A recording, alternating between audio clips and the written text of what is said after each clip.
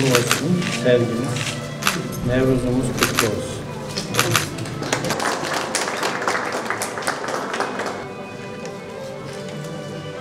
Buraya katılımlarınızdan dolayı hepinize teşekkür ediyorum. Gelenek göreneklerimiz ölmesin, yaşasın, yaşatalım.